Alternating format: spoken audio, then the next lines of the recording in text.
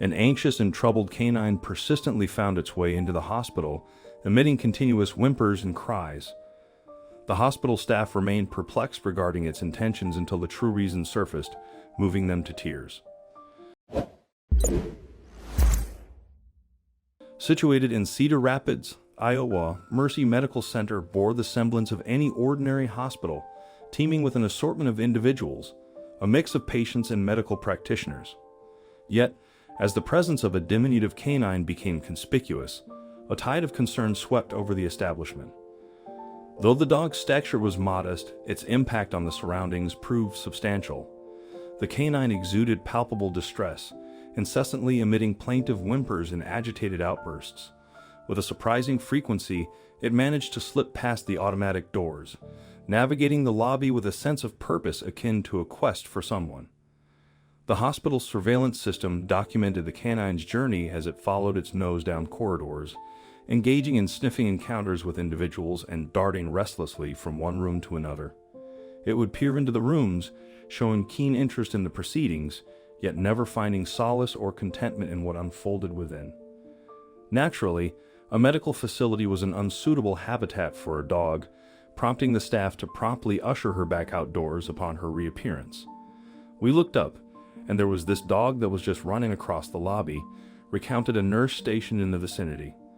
We're used to seeing all kinds of people coming through those automatic doors, but dogs not so much. It would just come in, whining and yapping at people. Had it not been so inconvenient, it would almost have been cute. However, this wasn't an isolated incident. It began occurring with a regular cadence. The dog's mournful cries would echo outside the hospital, followed by its stealthy infiltrations whenever an opportunity arose, inducing a whirlwind of chaos in its wake.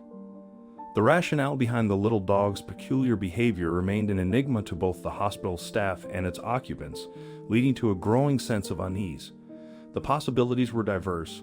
Was it a stray, seeking respite in the hospital's warmth, or perhaps a canine in need of medical attention? Their intelligence was well documented. They knew where to seek aid. Yet, the reality underlying the situation was more heart-rending than anyone could fathom. Sometimes, the dog would defy its own stature, elevating onto hind legs and scratching at various doors as if imploring for entry.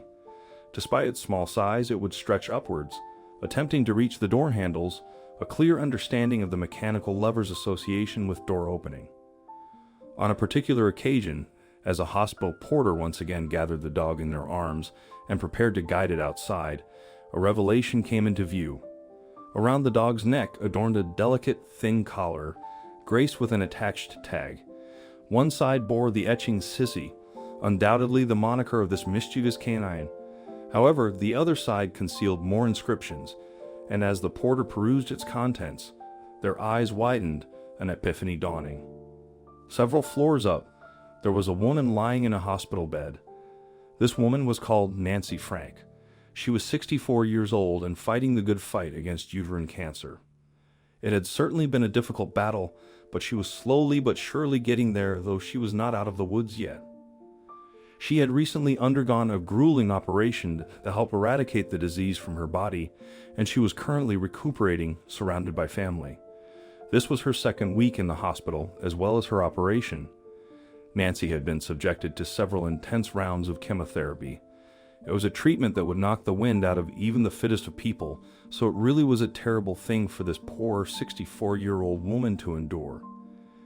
If she was being honest with herself, it was getting her down. She had tried to keep a brave face on things, but deep inside, the many treatments were starting to take their emotional toll, not to mention the physical price she was paying. Cancer is a terrible thing to live with and battle against, one of the lead oncologists intimated.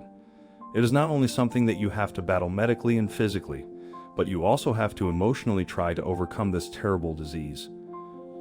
Strong-willed and willing to take each day as it comes while still keeping her eyes firmly fixed on the end game of a full recovery, it is an incredibly difficult thing for people to go through. What Nancy needed was a pick-me-up, something to take her mind off the situation and give her a reason to smile. Thankfully, her beloved husband Dale, who was a couple of years older than her, was there with constant jokes and comments to try to cheer his beloved wife up. Even their daughter Sarah Wood often came along and tried to keep her mother's spirits up. But even then, Nancy was just ready to be done with this terrible and cruel disease and get back home where she belonged. But home seemed like a long way away at that point.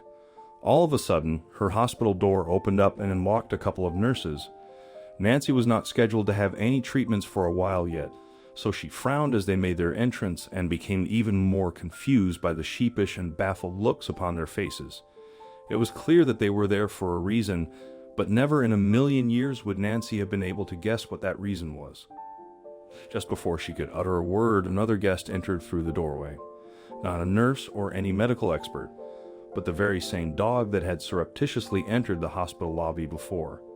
As Nancy's gaze met the petite canine's, an exuberant smile burst across her face, joy radiating.